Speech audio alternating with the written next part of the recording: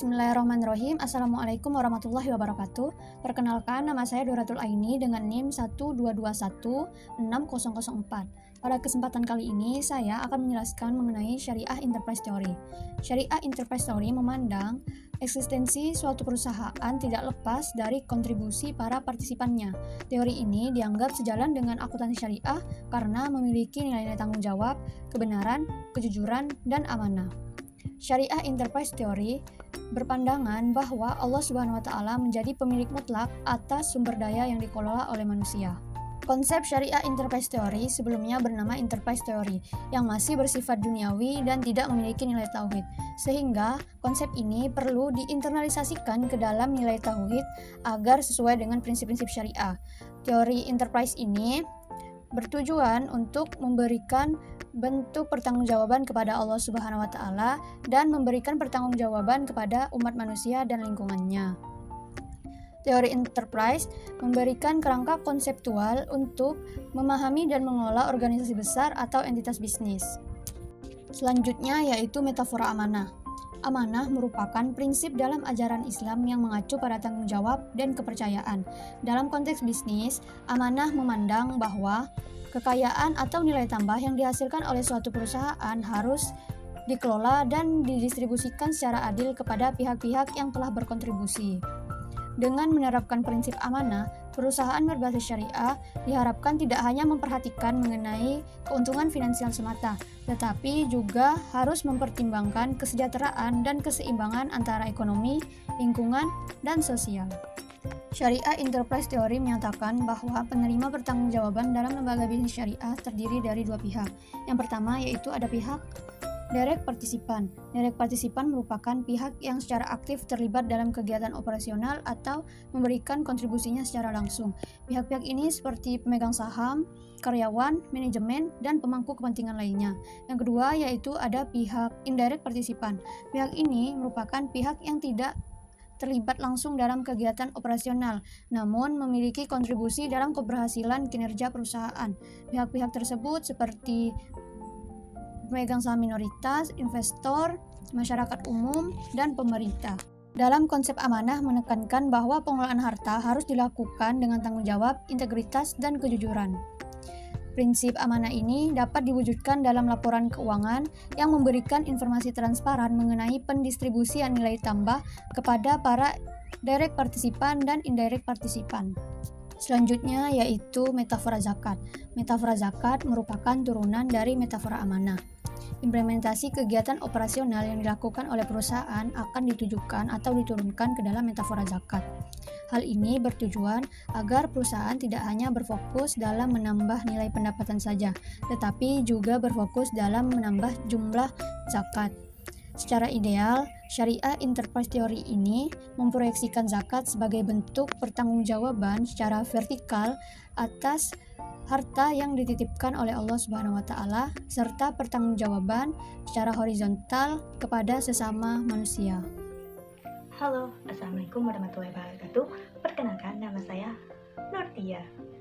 Saya dari kelompok 8. Di sini saya akan menjelaskan tentang Syariah Enterprise Theory, metafora amanah, dan metafora zakat. Baik, selanjutnya yang pertama saya akan menjelaskan tentang Syariah Enterprise Theory. Syariah Enterprise Theory merupakan eksistensi perusahaan dari karyawan, kreditur, pemerintah, dan masyarakat. Membawa nilai-nilai keadilan, kebenaran, kejujuran, dan amanah dan pertanggungjawaban yang dipertanggungjawabkan masing-masing kepada Allah, umat, dan lingkungan alam. Kerangka konseptual yang memahami dan mengelola organisasi besar dan entitas bisnis. Prinsip dasar Syariah Enterprise Theory ada dua. Pertama, integritas. Integritas menekankan hubungan dan koordinasikan dalam organisasi, tenaga kerja, proses, dan teknologi untuk sinergi dan efisiensi yang lebih tinggi. Yang kedua, adaptasi, menyesuaikan diri dengan lingkungan dan pasar untuk mengidentifikasi tren dan mengantisipasi serta mengambil tindakan yang tepat dan responsif. Selanjutnya itu metafora amanah, prinsip ajaran Islam, kepercayaan, dan tanggung jawab. Dalam konteks bisnis, kekayaan dan nilai tambah yang dihasilkan perusahaan harus dibagi dengan adil kepada pihak yang terlibat dalam bisnis tersebut. Untuk pihak yang terlibat dalam bisnis, yaitu dibagi menjadi dua, yaitu direct dan indirect participan. Yang pertama, direct participan, yaitu individu yang aktif dalam operasionalnya dan kontribusi langsung dalam bisnis tersebut seperti karyawan, manajemen, dan pemegang saham. Yang kedua, indirect participan, yaitu kelompok yang tidak berpartisipasi langsung namun memiliki kepentingan dalam keberhasilan bisnis tersebut seperti investor, masyarakat, dan pemberi pinjaman. Baiklah, selanjutnya yang terakhir yaitu metafora zakat, hasil dari metafora amanah yang diimplementasikan operasionalnya untuk metafora zakat. Dalam metafora zakat, karakter dibagi menjadi dua, yaitu egoistik dan altruistik. Karakter pertama yaitu egoistik. Perusahaan boleh mencari laba dalam ketentuan syariah dan sebagian dari laba kekayaan bersih yang diperoleh dari alokasi zakat. Yang kedua, karakter altruistik, kepedulian terhadap kesejahteraan manusia dan alam lingkungan yang tinggi. Zakat merupakan referensi dari hablum minallah, yaitu hubungan dengan Tuhan. Yang kedua, yaitu hablum minannas, silaturahmi atau hubungan dengan manusia dalam kegiatan bisnis. Assalamualaikum warahmatullahi wabarakatuh. Perkenalkan, nama saya Yuniliana dengan NIM 1221658, Prodi Akuntansi Syariah kelas 6C. Nah, adanya tugas video ini untuk memenuhi tugas mata kuliah teori akuntansi syariah. Nah, di sini saya akan membahas materi tentang Syariah Enterprise Theory. Nah, jadi Syariah Enterprise Theory ini jika diterjemahkan atau diartikan dalam bahasa Indonesia, itu artinya teori perusahaan syariah. Maksud dari teori perusahaan syariah ini berlandaskan pada prinsip-prinsip Islam. Jadi kegiatan-kegiatannya, cara-caranya, dan tujuan-tujuannya itu sesuai dengan prinsip-prinsip dalam Islam. Sebelum adanya Syariah Enterprise Theory ini sebenarnya sudah ada Enterprise Theory. Namun dari Enterprise Theory ini masih mementingkan masalah keduniawian daripada keselamatan umat. Maka dari itu hadirlah Syariah Enterprise Theory ini, bertujuan untuk memasukkan nilai-nilai Islam agar dapat menghasilkan teori yang peduli kepada sesama makhluk hidup dan mengamalkan nilai-nilai Islam. Baik, materi selanjutnya yaitu metafora amanah. Dalam Islam, amanah berarti tanggung jawab dan kepercayaan. Dalam bisnis syariah, amanah mengajarkan bahwa harta dan keuntungan perusahaan itu adalah titipan Allah.